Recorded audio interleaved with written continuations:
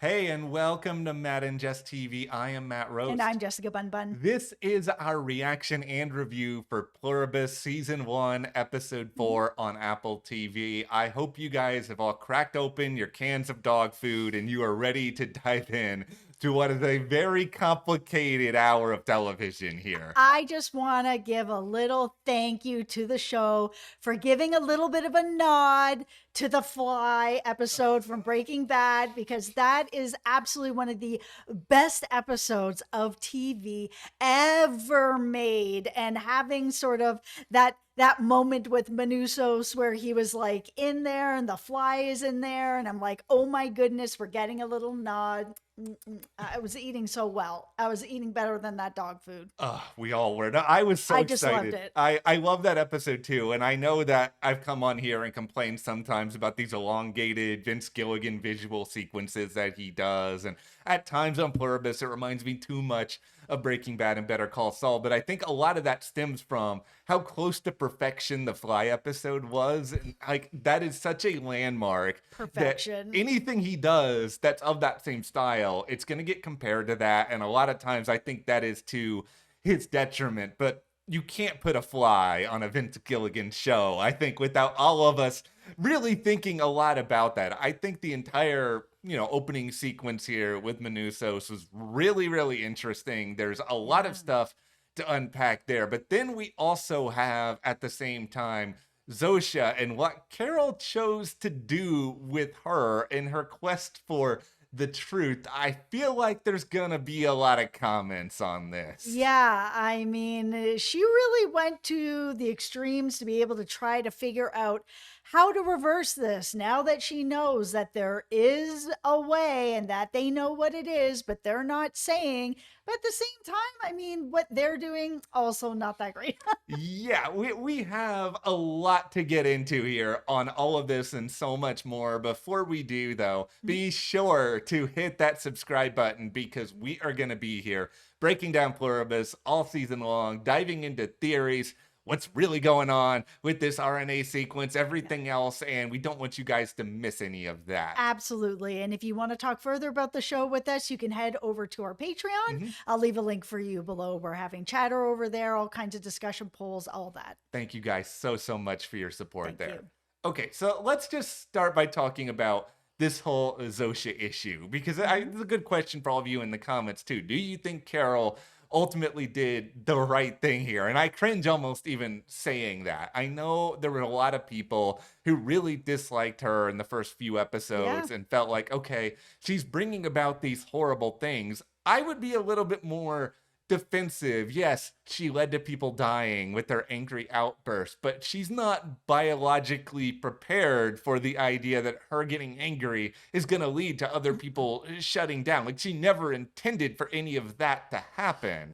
And here on the flip side, what we're seeing with Carol is she's deliberately doing something to harm someone else. Now, she doesn't necessarily think in her mind, okay, I need to take out Zosia. Like, that's not her end game in all of this. Her end game was she wanted to find a way to make her enter a state where she would actually be able to be uninhibited enough to tell her the truth, to tell her, is there a way to reverse this? Something she had already tried to do in different ways earlier on in the episode. She's doing it out of desperation, but she's still really playing chicken with somebody's life in a way that she did not before.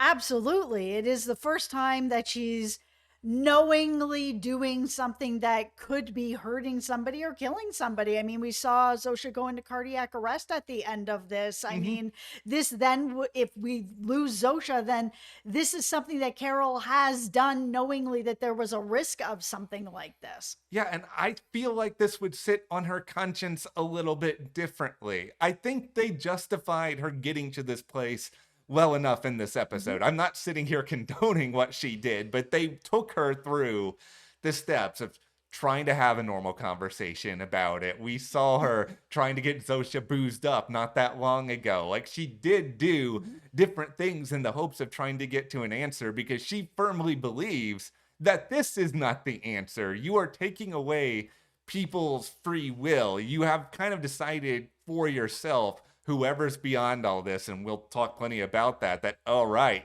happiness, this is the be all end all. If everybody is just happy, there's no more problems in the world, everything is just fine. Absolutely, but is that real happiness if all you can feel is happiness and you can't feel the whole gamut of emotions that makes a human anymore? But it was definitely fun to see her try to start to really poke the bear, where she's making her list of like, what do I know about them? Oh, okay, I Yeah. know that they have to be honest. Let's test that honesty, to her own detriment, where she was going to have to hear really difficult things about herself.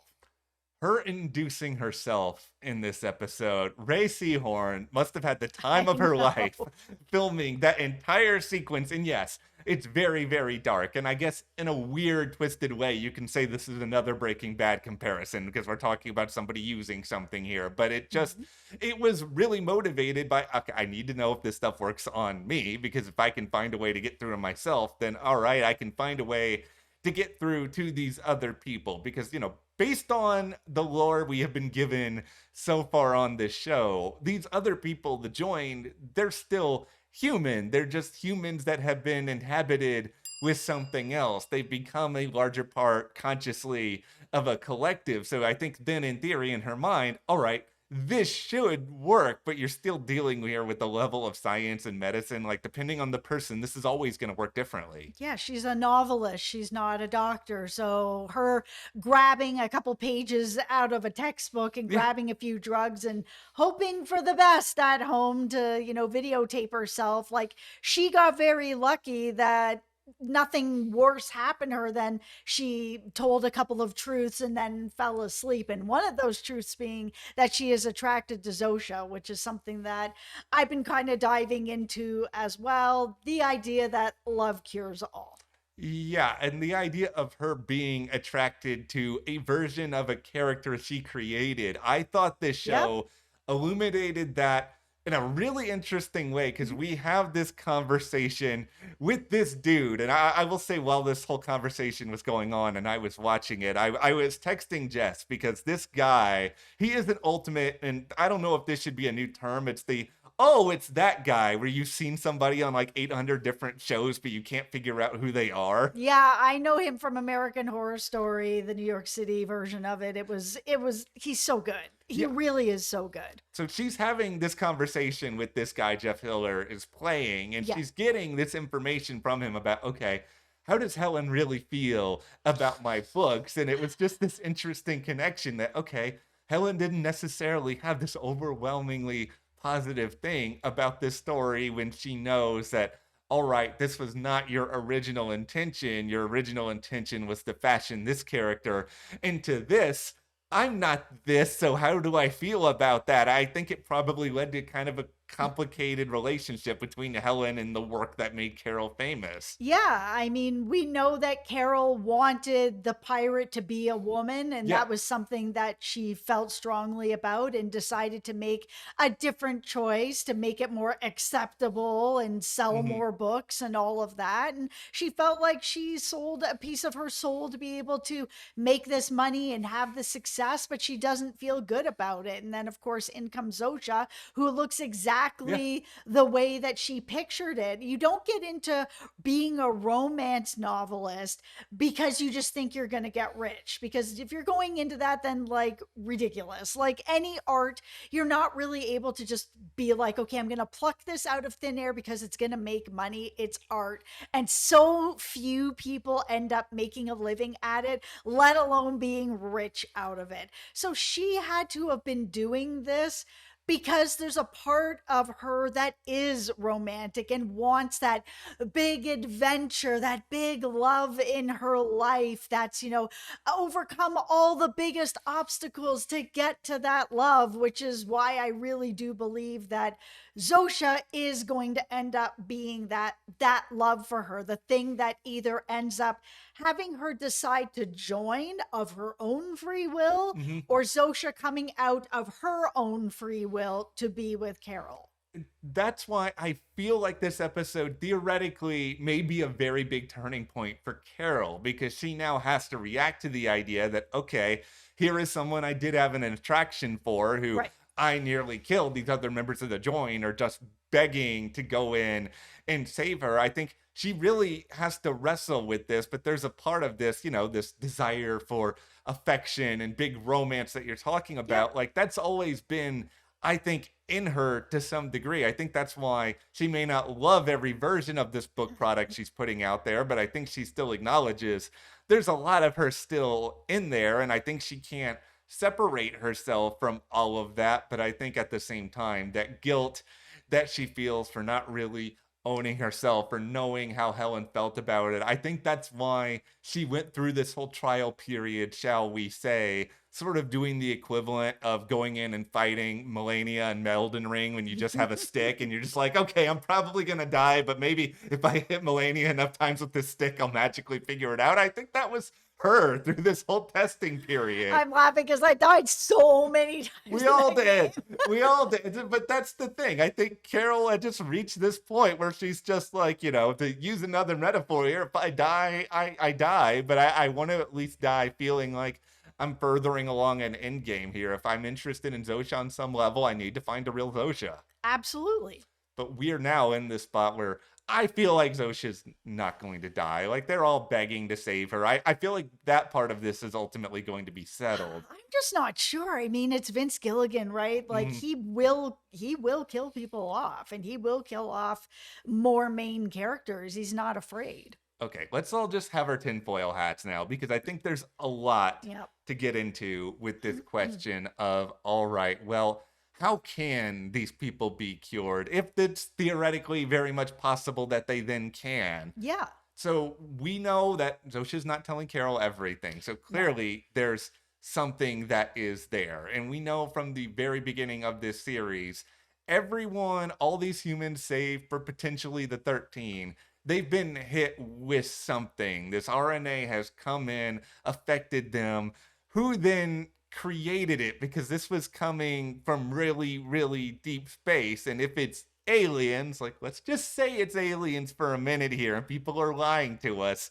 If this is aliens behind all of it, are these people that are in the joint, are they actually even going to know exactly how to fix it? Or is this a situation where they know it can be fixed, but they don't know how all the steps, they can't even point them in the right direction? Well, the other thing is that they may not see themselves as aliens. So maybe if they are like this weirdly honest group of, we'll call them aliens, that for them, they don't feel like they're the aliens and humans are. Yeah, it's a very interesting back and forth that way. Because what is the truth, really? Hey. You know what I mean? And that's a lot of what this show is about, Yeah. right? Like Zosia and the collective are all feeling that they're right, that they're throwing her a life preserver to bring her over to the right side of things. So for them, they may be like, yeah, it's not aliens because that's not what we are. That's what you are.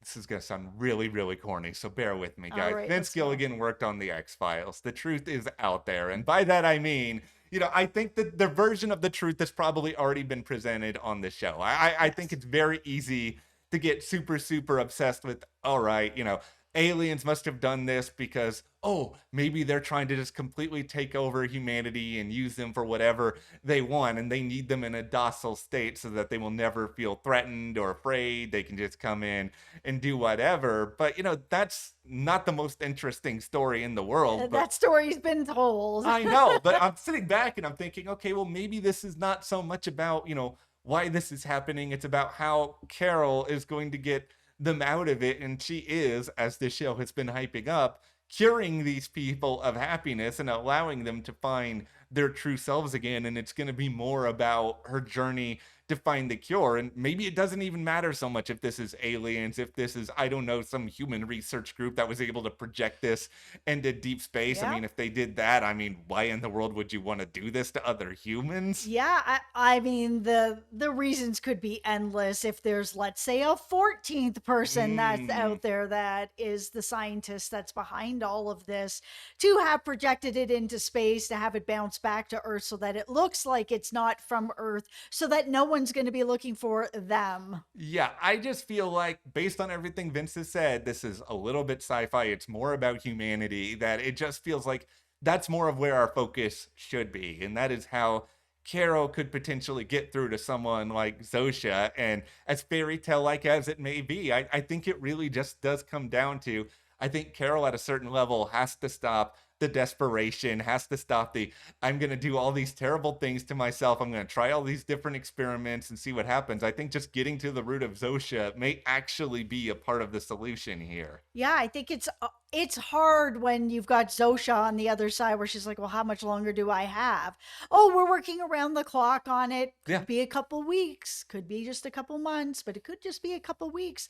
I mean, for Carol at that point, that's got to put the fear of everything into her where she's like, "Wow, I really have almost no time to get to an answer." And if you guys have that Yeah. answer, she's got to be that desperate. Obviously, if she's willing to do what she's doing to put Zosha's life at risk, she doesn't want Zosha to die, but No. she also doesn't want her soul to die. No, and she doesn't. And I think she sees value in everybody having a soul. And even if she's cranky about some things people do or say, she still prefers that. That's her norm. She's going to try to find a way to get back to it. And this is where I feel like this very weird show does give us optimism in the form of Manousos, a man who is digging around storage units and eating dog food. Yeah, I mean, was there anyone else out there that thought he was going to be living in the storage units? Because I definitely did. The minute that they Yeah. mentioned that's where he worked, I was like, oh, he's probably then living in that place like it's a Yeah. bunker. He's going to have all these different units. It's going to be filled with all kinds of stuff. I mean, nothing that's that useful since he's, eating sugar packets and dog food, but at least it's better than eating what they're giving him because man, we thought that Carol was like, I don't want any of your help. She accepted that excavator to come and help dig Yeah. that hole. He is not accepting anything. He is pushing the food over. He's like, I will eat this sugar packet and die before I let you help me. The food looked pretty good that they were giving him. I don't know if I have that level of self control. Crazy. So what we know about this guy, and some of this was interesting to me because I've been to a storage facility before and I've seen like, storage places where the person who's running it kind of lives on site, has like an Mhm. apartment above it or has some sort of connection to it. And I was kind of watching all this play out and I was sitting back and before this episode feeling like, okay, how is it possible that this guy has been able to be so disconnected from all of the joined? And then it did hit me. Mhm. It's like, okay, yeah, storage facilities. Most of them do have some sort of gates. He has some sort of Yep. way to kind of protect himself, but also, and they showed this through the elaborate sequence with Sprouts, as funny and weird as that was, that okay, these people don't really hold on to their earthly things. So it's Right. not like the joined is gonna come back here or rush into these storage units and find a way to pick them clean. Like he kind of can be weirdly isolated in this way. Yeah, and then we saw everything that we had seen except with Carol except from his side of things where he's now written down her name. And Yeah. now because he is not actually taking any help from the joined, I mean tinfoil hat, we're going to see him on an adventure to find her because it feels like she was done with him when she told him off and hung up. He was immediately like, okay, this person's not part of this. They're not going to call me and tell me Yeah. off and say those types of things to me. So she has to be like me. And I think that this might be the thing that makes him leave. I think he is going to come around to that. Like, I really agree with you because we see in this opening montage, he is like checking frequencies. Yeah, he's looking for people. Yeah, he's doing something. Like he's motivated to, okay, I don't want to live in a world where all these people are giving me whatever that I want, but I also don't necessarily want to be here forever either. Like he's eating the dog food as a means of self-preservation. Right. He's trying to get the flies out because he doesn't want to get sick. He doesn't want anything else to happen to him. He is kind of actively thinking about all of this. And I think that, all right, this phone call he got, when you get a phone call out of the blue from somebody, I think his immediate reaction, anger, confusion, all of that makes sense. He Yeah. doesn't speak English. He doesn't know this person. Are you Mhm. going to pick up a phone in a time of great international crisis and be altogether welcoming with somebody on the other side? Yeah, I mean, he just thinks that it's the joined, and at that, I'm sure they've called him and called him and called. They're coming up to his gate. They're like, "Hey, here's food. Here's whatever you want." I'm sure they've called him a bunch of times. I'm sure they've tried to jump into that radio a bunch of times. Anything that they can to reach him in any kind of way, because it really does feel like if they don't get everybody, they're all going to die. And this is where we get into that interesting question of, all right, let's say the Manousos is like, all right, I'm going to try to go to wherever she is. I'm going to meet up with her. I'm going to get answers. Yep. Now, it seems like Zosia was very pro, oh, you guys all get together. You have your conversations. It's all going to be great. But I think she and the join, they're doing this with this understanding of, all right, we've already met all these other people who you're going to meet. We know where they're at philosophically, diplomatically. They're not really going to be fully down for your cause for X, Y, or Z reason. You know, maybe they know, all right, Carol, you can call this guy. We know this guy's not going to be receptive to you. So it's fine. Can they afford a get together with these two people if they actually do share goals? Or are they going to just sort of sit back and be like, you know, this is a problem, but maybe we'll let it through for now because you don't speak the same languages. You're both really curmudgeon-y. Maybe it'll all fall apart this way. But it's a risk that they would take. Well, and here's the interesting thing now, too, is because Carol has told him off and has written him off.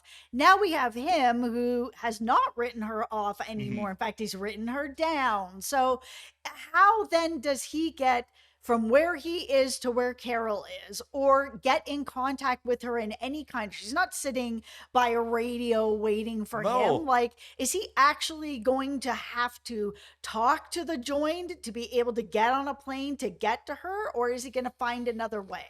I think the key word here is going to be patience. Yes, there is a school of thought where Vince sort of throws everybody for a loop, and then Manouso shows up in Albuquerque in a week or two, and we actually sort of start to see this moving. But this is a show that got a 2-season order from the jump. Like, Yeah. there is an opportunity here to sort of watch this journey play out a little bit over time where we have these dual narratives. I don't think, you know, Carol's going to do what she tried to do to Zosia again, because I think if that happens, she's just a total monster. And I don't think Yes. Carol is a monster on that level. Yeah, it's been really interesting to see the feedback on the Carol character Yeah. of how many people out there just do not like her, do not have empathy for her, and are not rooting for her. So I'm kind of interested to see if there is a way to turn that around, but it feels like this is not the episode that's going to do that. No, Carol did a bad thing. Now I'm still invested in Carol though, because Yes. you know,